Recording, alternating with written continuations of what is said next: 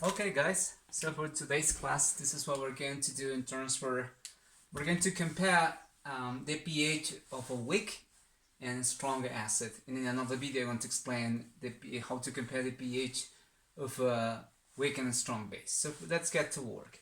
The exercise says compare the pH, right, of this concentration 0.1 molar of HNO3 and 0.1 molar of HNO2. Important to remember, there is something you must remember this case.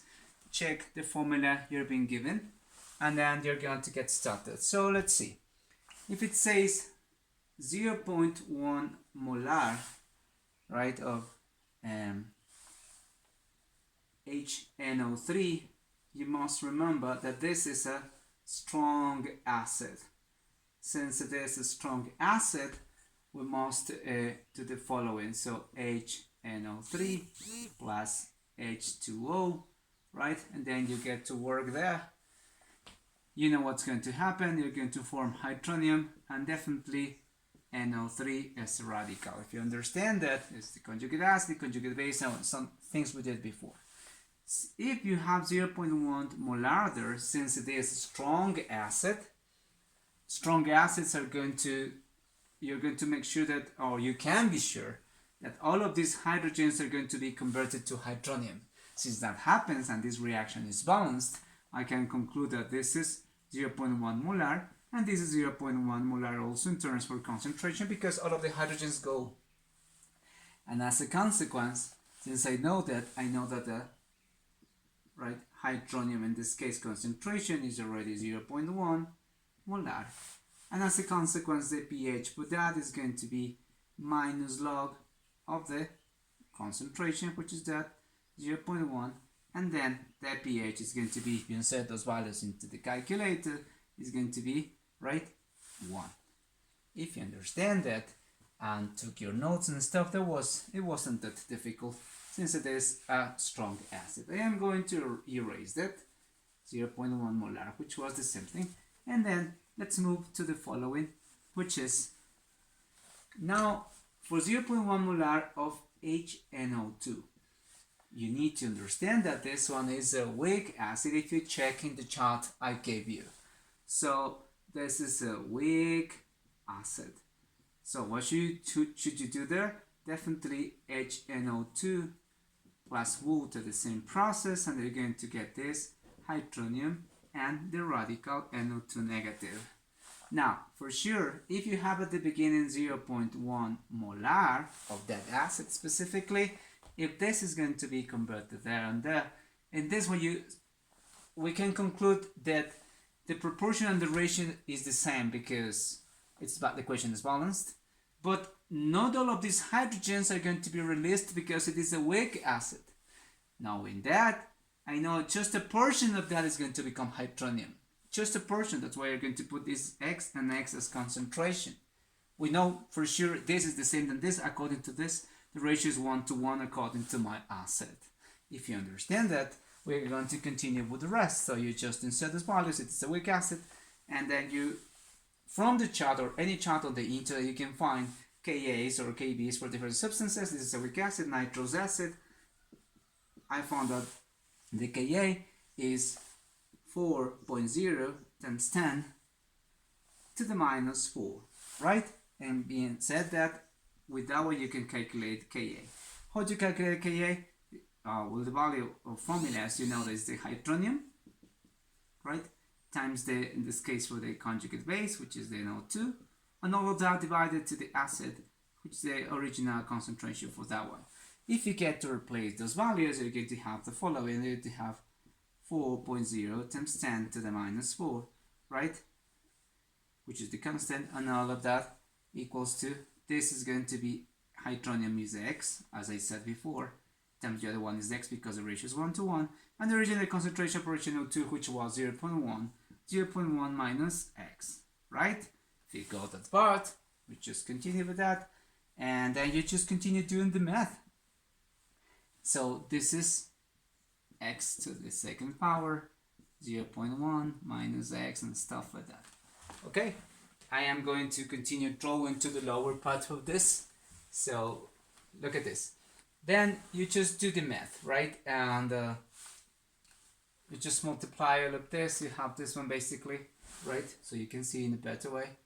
4.0 times 10 to the minus 4 equals x to the second power, 0.1 minus x. Okay, and then if we continue working there, you're going to see that you're going to get 4.0 times 10 to the minus 4, all of that times 0.1 minus x equals to x to the second power, and so on, so on, so on. If you continue doing the multiplication and stuff, you're going to remain with this 4.0 times 10 to the minus, right? All of this times this, and then times that. Okay, so if we get to work there, you're going to see that times 10 to the minus 5 minus 4.0 times 10 to the minus 4, x equals to x to the second power. Then all of these I'm going to pass to the other side where the x is.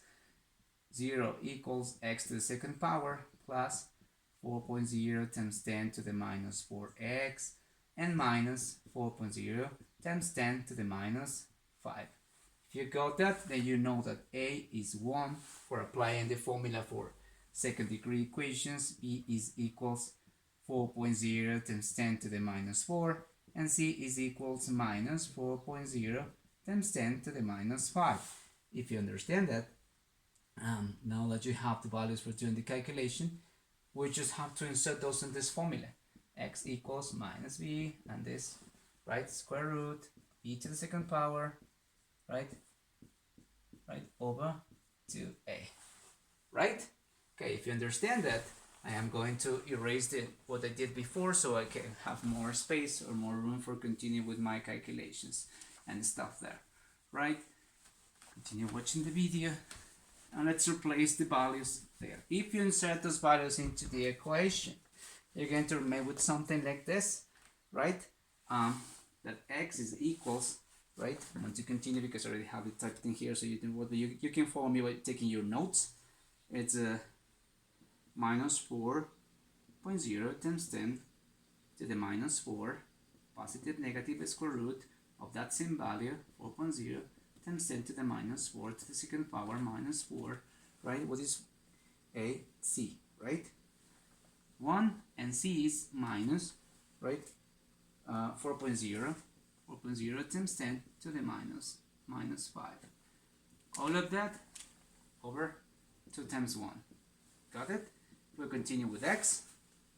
You continue doing those calculations, and you're going to end up with something like minus 4.0 times 10 to the minus 4. I want to do it step by step because and I'm using parentheses, so use the parentheses into your calculators. That's why I'm using this time and stuff for that, right? If you elevate that to the second power, you enter at 1.6 times 10 to the minus 7, right? And okay, and all of that minus this 1.6 times 10 exactly 1.6 times 10 to the minus, right, positive, because minus times minus positive, to the minus 4, and all of that over 2.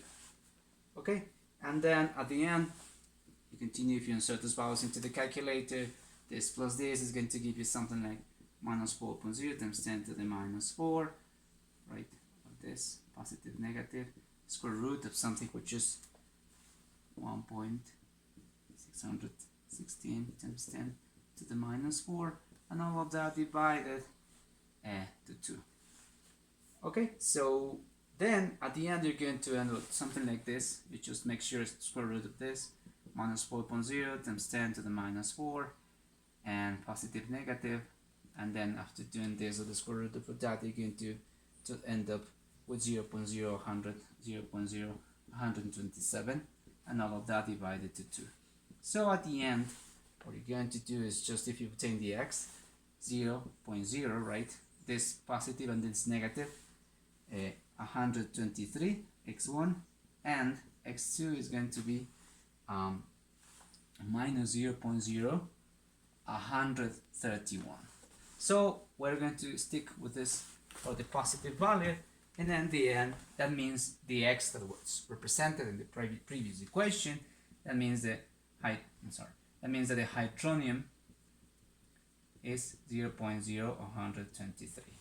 Okay, if you understand that, then the pH is going to be basically the calculation for that one, right?